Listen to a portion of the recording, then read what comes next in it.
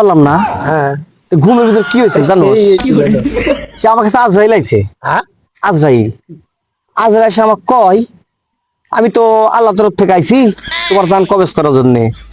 আমি চিন্তা করে দেখি, আরে আমি কি বলবো, বয়স আমার শুরু 25-26 বছর বয়স হয়েছে।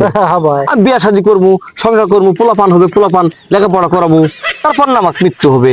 আমার এখনকার মৃত্যু। আমি তখন বেন খাটায় দেখলাম আজরাইল তো শালা টাকা পয়সা লেয় না, ঘুষ লেয় না।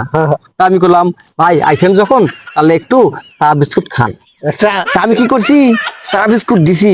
আমি আবার সেই বুকালাই, আমি কিন্তু খুব চালাক। ওই চায়ের মধ্যে না ঘুমের বড়ি দিয়ে দিছি।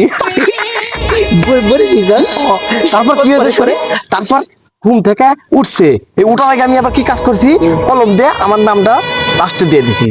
হ্যাঁ, আজরাইল তো ঘুম থেকে উঠে এই করে উঠে আমাকে কয়, ভাই দোস্ত আমি সেই খুশি হয়েছি দোস্ত, তোমার আপ্যায়নের জন্য আমি খুব খুশি, মজা।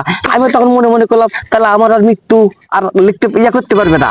পরে উঠে কি কয়, কয় এখন থেকে লাস্ট থেকে শুরু, লাস্ট থেকে মৃত্যু শুরু, মানে জান কবজ করা আমাদের নাম লাস্টে আছে। আমি কিন্তু এটা কইনি, ওই শালা ঘুম থেকে ওটা কয় এখন মৃত্যু লাস্ট থেকে শুরু হবে।